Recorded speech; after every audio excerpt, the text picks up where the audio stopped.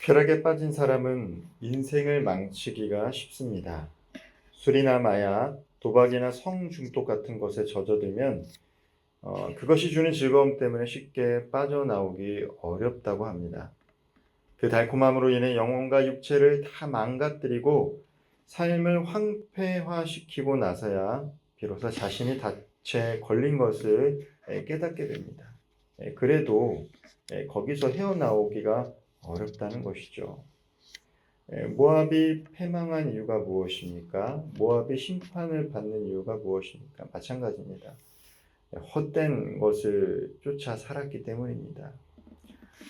오늘 본문에는 크게 세 가지 이유를 통해서 모압이 패망한 그 교훈을 주고 있는데 그 첫 번째가 바로 모압의 교만입니다. 모압은 이 평안과 번성을 누리자 점점 교만해졌습니다. 오늘 본문 27절 말씀 제가 다시 한번 읽어보도록 하겠습니다. 내가 이스라엘을 조롱하지 아니하였느냐? 그가 도둑 가운데서 발견되었느냐? 내가 그를 말할 때마다 내 머리를 흔드는도다. 모압이 어떻습니까? 마음과 눈이 높아져서 이스라엘 백성들을 향해서 조롱하고 있는 것입니다.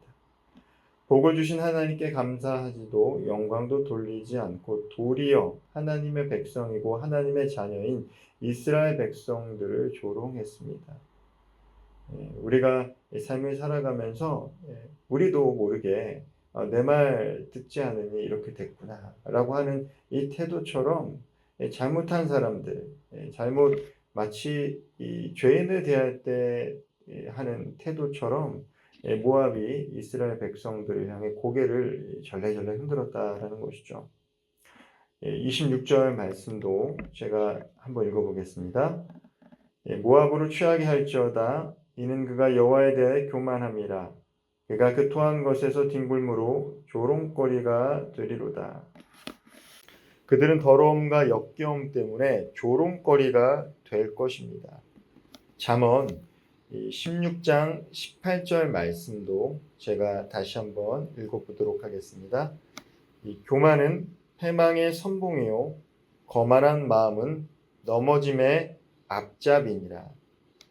교만은 패망과 수치를 피할 수 없게 합니다.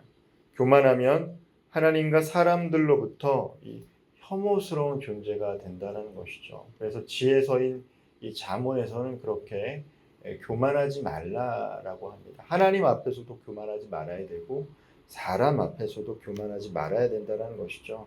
그런데 이것이 참 어렵습니다. 우리가 무엇인가 조금 더 잘되고 안정적인 삶을 살아가게 되면 평안과 번성을 누리게 되면 사람들이 교만해지기 쉽다라는 것이죠. 그것을 경계하고 있는 것입니다. 하나님께서 모압에 대해서 또한 심판할 때 그들이 왜 심판을 받는지에 대해서 말씀하시는 두 번째 이유가 무엇입니까? 그들이 헛된 것을 자랑했다는 것입니다. 그들이 마음이 높아진 교만한 마음과 함께 헛된 것을 자랑했다라는 것이죠. 특별히 허탄한 것을 자랑합니다. 오직 여호와를 자랑하면 좋았을 텐데 허탄한 것을 자랑했습니다. 모압 민족이 자랑했던 것이 무엇입니까? 그들의 요새입니다. 그들의 성읍입니다. 1000년 동안 모압은 침략을 당하지 않을 정도로 그들의 이 페트로스 반석 위에 세워진 요새가 매우 안전했다라고 합니다. 모압은 튼튼한 성곽과 요새를 자랑했습니다. 그 덕에 1000년이란 세월 동안 건재한 역사를 이어올 수 있었던 것이죠. 적들이 쳐들어오더라도 그 바위에 이 페트로스 위에 지어진 그 성읍을 다른 이방 민족들이 쉽게 침략할 수가 없었습니다. 1000년이란 그 역사를 이어올 수 있었던 것이죠. 그런데 하나님이 그들의 교만함과 자랑을 꺾으십니다. 어떻게 꺾으십니까? 갈대아인 바벨론 제국에 의해서 멸망케 하시는 것이죠. 28절 말씀 제가 다시 한번 읽어보도록 하겠습니다. 모압 주민들아 너희는 성읍을 떠나 바위 사이에 살지어다. 깊은 골짜기 어귀에 깃들이는 비둘기 같이 할지어다. 그들이 자랑하던 성곽은 돌무더기가 될 것입니다. 재물과 곡식은 다 다 빼앗길 것입니다. 자유를 잃어버리고 비참한 노예로 전락하고 말 것입니다. 모압은 자신들의 요새와 같은 성읍이 그들을 지켜줄 것이라고 굳게 믿고 자랑했습니다. 모압은 하나님을 자랑했던 것이 아니라 그들을 지켜줬던 이 바위에 지어줬던 성읍을 자랑했던 민족입니다. 이스라엘도 마찬가지죠. 하나님만을 자랑하지 않았습니다. 애굽을 의지하고 다른 것들을 통해서 자신의 안정을 추구하려고 했습니다. 하나님만을 의지하고 하나님만을 자랑하기를 원했는데 하나님께서 택하신 이스라엘 민족뿐만 아니라 모압 또한 마찬가지였다는 것이죠. 하나님께서 우리들의 삶 가운데 안정감 있는 환경을 제공하더라도 하나님께서는 오직 하나님만을 의지하고 도움을 구하길 원하심을 믿으시기를 바랍니다. 하나님이 직접적으로 우리들의 삶 가운데 개입하지 않더라도 이미 우리들의 노력과 혹은 환경을 통해 하나님이 안정적인 삶을 살아갈 수 있도록 돕는 성도들과 사람들의 삶이 있습니다.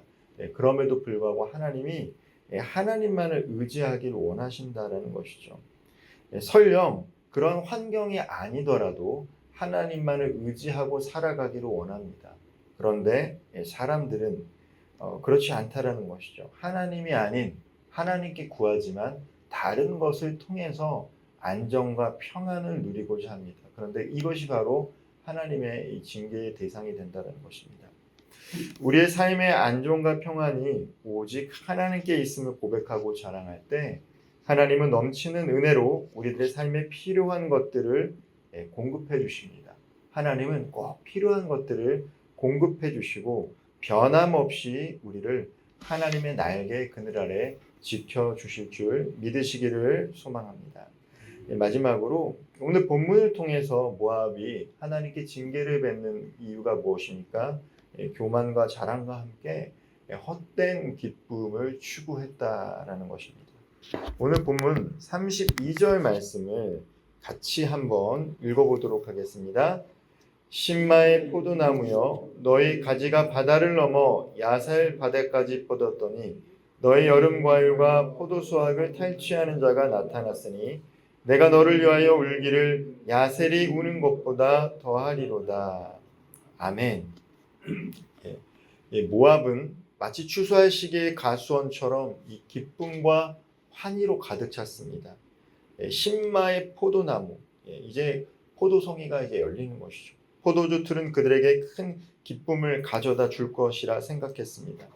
신마에서 포도 농사가 얼마나 잘 되었던지 이 가지가 사해를 넘어 야세까지 뻗어간다고 할 정도로 그들의 포도 농사가 잘 되었습니다. 그러나 여름 과일과 포도송이로 인한 그들의 환희와 기쁨이 어떻게 됩니까?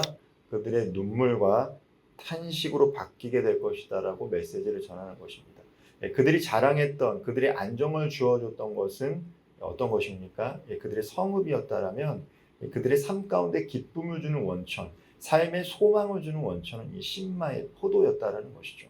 근데 하나님이 그것을 탄식과 눈물로 바꾸겠다라는 겁니다. 즉 이 땅에서 헛된 기쁨과 소망을 둘 때 하나님이 그것을 다른 누군가로부터 탈취하는 경험을 모압 민족들에게 행하게 하시겠다는 것이죠. 그들의 넘치는 수확을 기대하며 외치던 환호성은 원통함이 맺힌 이 절규가 될 것이다라는 것입니다. 이 땅에서의 소망과 기쁨은 온전하지도 영원하지도 않습니다. 모압은 이 포도송이를 통해서 기쁨과 소망을 누렸다라면 오늘을 살아가는 우리들에게도 기쁨을 주는 것이 있고 또 이 땅 가운데 소망하는 것들이 있습니다. 그런데 그 기쁨과 소망이라는 것이 일시적이고 유한한 것이지 온전하지도 영원하지도 않다는 것을 우리는 늘 자각하며 우리의 소망과 기쁨의 원천은 하나님께 두고 살아가야 된다는 것입니다. 그렇지 않으면 하나님께서 어떻게 하십니까? 후 불어버리고 흩어버린다는 거예요. 이 땅에 소망을 두는 것, 이 땅에 기쁨을 두는 것으로 인해서 도리어 그것이 우리들에게 탄식과 눈물을 자아나게 한다라는 것입니다. 이것은 모압 백성에게만 내렸던 메시지가 아니라 이스라엘 백성들을 향해서도 동일한 메시지를 전해주셨고 오늘을 살아가는 예수를 믿는 성도들에게도 하나님께서 주시는 말씀입니다.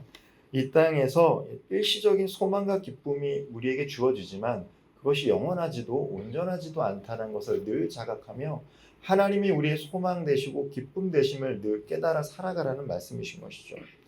모압이 신마의 포도나무를 통해서 기쁨을 누리고자 하지만 그들의 기쁨이 되는 소산물들은 누군가에 의해 갈대 아인에 의해 탈취당하고 맙니다. 오직 하나님께 소망을 두고 영원토록 그를 즐거워하는 자만이 참된 희락과 평강을 누릴 수 있습니다. 이 땅에 썩어 없어질 것을 의지하며 소망을 두기보다 좀과 동록이 해하지 못하며 도둑질하지 못하는 하나님 나라의 소망을 두며 살아갈 때 우리들의 삶 가운데 온전한 기쁨이 있게 될 줄 믿습니다. 말씀을 좀 마무리하겠습니다. 모압을 무너뜨리는 것이 무엇이었습니까? 그리고 우리들의 인생을 무너뜨릴 수 있는 것이 무엇입니까? 바로 이 교만한 마음이고 헛된 자랑이고 헛된 소망과 기쁨이다라는 것이죠. 이 땅에서 주어지는 것은 영원하지 않습니다. 일시적이다라는 것이죠. 때로는 우리가 모든 것을 가진 것처럼 느껴질 때가 있고 평안할 때가 있습니다. 그때조차도 하나님이 우리들에게 일시적으로 주신 평안과 기쁨이고 우리는 늘 하나님만 바라보며 살아가는 하나님의 자녀라는 정체성을 잃지 않고 살아가야 됩니다. 하나님께서 우리들에게 물질과 건강을 주셨다라면 그것을 내 삶만을 위해서 사용하는 것이 아니라 하나님 나라를 위해서 사용해야 합니다. 그때 하나님께서 우리에게 주신 복을 유지하는 삶을 살아갈 수 있는 것이죠. 하나님 나라와 그분의 의를 구하기 위해 투자한 모든 것은 하늘의 영원한 보화로 쌓이기 때문입니다. 오늘도 헛된 것을 자랑하거나 교만하지 않고 늘 겸손한 마음으로 하나님 나라의 소망을 두며 하나님의 나라와 의를 구하며 살아갈 수 있는 저와 우리 모든 성도님들 되기를 주님의 이름으로 축원드립니다. 기도하겠습니다. 사랑과 은혜가 풍성하신 하나님, 하나님께서 모압에 내리는 이 심판의 메시지를 통해 오늘을 살아가는 우리들이 성찰하며 하나님께서 주신 평안과 기쁨을 누리는 삶을 살아가게 하여 주옵소서. 하나님 늘 겸손한 마음을 주셔서 하나님과 사람 앞에 겸손하게 살아가게 하여 주시고 하나님 이 땅 가운데 우리들의 일시적인 것, 영원하지 못한 것을 자랑하기보다 예레미야가 말한 것처럼 오직 하나님만을 자랑하는 삶을 살아가게 하여 주옵소서. 특별히 사랑의 하나님, 이 땅을 살아가면서 우리들에게 일시적인 기쁨과 소망의 대상들이 있습니다. 그러나 그 무엇보다도 하나님만이 우리 삶의 소망 되시며 기쁨의 원천 되심을 경험하고 기억하며 삶을 살아갈 때 하나님께서 우리에게 주신 모든 것들로 말미암아 누리며 살아가는 복된 삶 살아가게 하여 주옵소서. 너희는 먼저 그의 나라와 그의 의를 구하라. 그리하면 이 모든 것을 너희에게 더하시리라 말씀하셨던 예수님의 말씀을 기억하며 다른 것보다 하나님 나라를 소망하는 하루 되게 하여 주옵소서. 예수님의 이름으로 기도하옵나이다. 아멘.